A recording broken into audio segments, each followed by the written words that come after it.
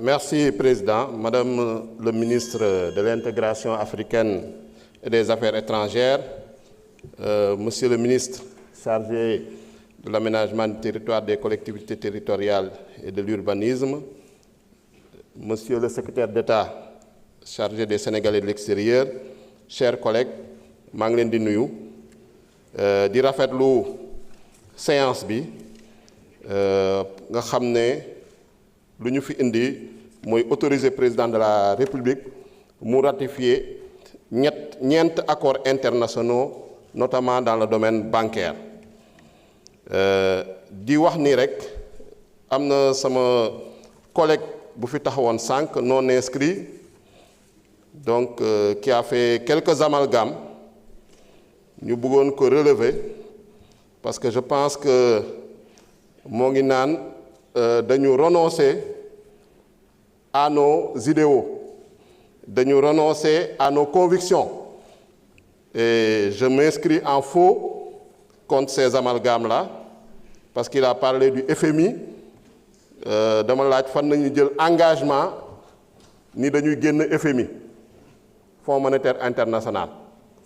Donc, parce qu'il dit qu'on est encore plus ancré dans le FMI. Effectivement, le Sénégal a rejoint le FMI depuis le 28 septembre 1963. Donc nous également, dans l'agenda national de transformation,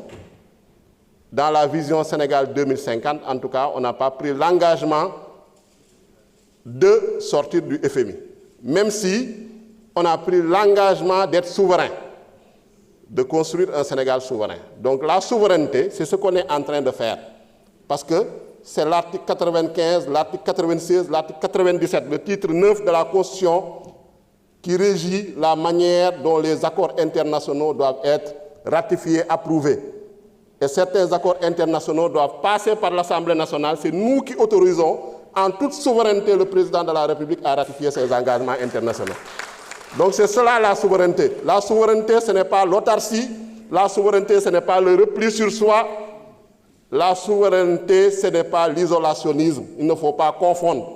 Je pense que vous faites des amalgames, vous enfoncez des portes ouvertes pour en tirer des conclusions hâtives, fausses, sur la base de postulats erronés. Je voudrais quand même revenir sur ces importants projets de loi, parce que le contexte international marqué par une crise du multilatéralisme, par également une raréfaction des ressources concessionnelles, un contexte national marqué par les errements budgétaires et financiers de l'ancien régime, donc qui nous vaut un taux d'endettement de près de 100% du PIB, un déficit de plus de 12% du PIB sur la base de chiffres maquillés, sur la base de données falsifiées, sur la base de comptes trafiqués, nous impose de diversifier nos sources de financement. Parce que l'agenda national de transformation, effectivement, et la stratégie nationale de développement 2025-2029 nécessitent des financements. D'abord, la stratégie du gouvernement, c'est de renforcer le financement endogène à travers la maîtrise des dépenses, à travers également l'amélioration des recettes. Mais il faut aller également chercher les financements extérieurs, notamment les financements, les ressources concessionnelles. Quand on parle de ressources concessionnelles, ce sont des financements et des prêts qui sont accordés à des conditions plus avantageuses, soit par les taux d'intérêt qui sont plus faibles, soit par des périodes de grâce qui sont plus longues. Et ça, ce qui peut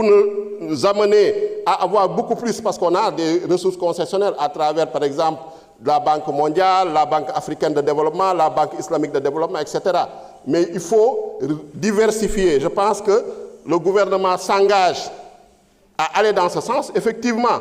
la plupart des projets de loi autorisant en tout cas le président de la République à ratifier les conventions que nous sommes en train d'examiner, certains ont été signés depuis plus de 10 ans, 15 ans sous l'ancien régime. Mais on avait l'impression qu'ils dormaient depuis lors. Pourquoi ils ne nous ont pas amenés à l'Assemblée nationale pour les ratifier? Donc c'est sous le régime de Bassirou Diomaye Faye qu'on va les ratifier pour permettre au Sénégal de financer son développement, pour permettre de financer l'agenda national de transformation pour un Sénégal juste, prospère et souverain. Donc je vous remercie, chers collègues. Merci. Jërëjëf, honorable Ayib Daffé. La liste des orateurs étant épuisée, la parole est à Madame le ministre de l'Intégration africaine et des Affaires étrangères pour réagir sur les différentes interventions.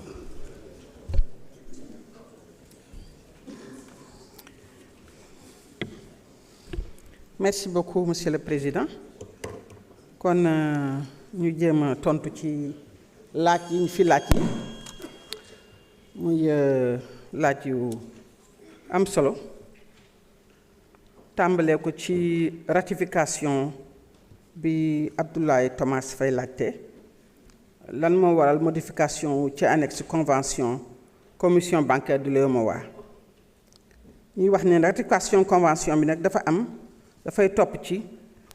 commission bancaire bi li mu tëral bu ñu autoriser parlement bi mu ratifier ko ba pare muy indi suñu dëkk bëgg a dugg nag ci kuréel boobu disposition yépp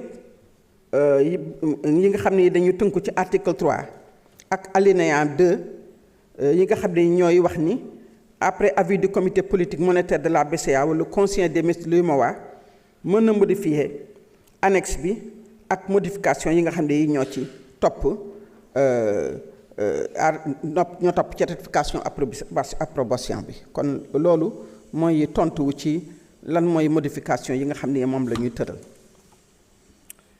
Honorable Guy Marius Sagna moom daf ma poser ay questions yu bare jublu ci d'abord affaire enrôlement au passeport yi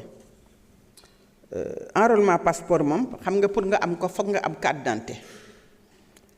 ñun nag suñu ministère de l'intégration africaine et des affaires étrangères bés bu ne dañuy liggéey ak ministère de l'intérieur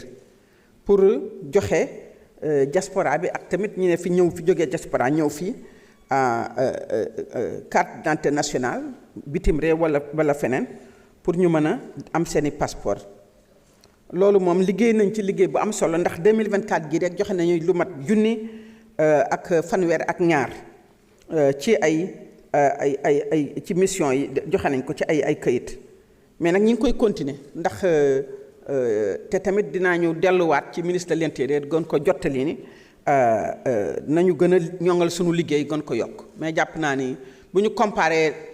ci en terme de statistique ak li nga xam ne jot nañ ko def 2024 ak li fi ñu jógeen avant ñu xam ne kon yokkute bu rëy am na ci ak farlu bu rëy am na ci te danañ ko gën a yokk mu jëm ci mbirum francophonie ñi fa nekkoon di fa liggéey député Guy Marius Sagna bi nga ma contacté ci loolu defe naa danga ma ne woon ñett lañu waaye bi ñu ñëwee juróom lañu sax te juróom parce que dama leen woo recevoir leen sama bureau pour xam lan mooy jafe-jafe ak nu mu demee déglu leen ñoom ñu ñëw nekk juróomi nit ma ne ñett lan ma waxoon mais liñ leen waroon fay yépp ci seen ay salaire fay leen ko liñ leen ameloon def ba fin d'année 2024 ci seen ay salaire sécurité sociale lañ leen desel ñi ngi koy toppatoo waaye ñoom boo leen laajee da nga ne juróom yépp liñ leen waroon fay nañ leen ko ndax xam nañ ne ay borom kër lañu te buñ leen amelee situation bi metti na waaye dañ ci góorgóor lu ñu mën ba fay leen non seen contrat mi ngi jeex décembre 2024 janvier février bokku ci seen contrat décembre 2024 la je vous assure te fay nañ leen ba seen contrat jeex mën nañu ñëwaat toog ak man wala ñu ànd ak kii ñu wan leen ko waaw bul yokk yoo tam nag décembre la jeex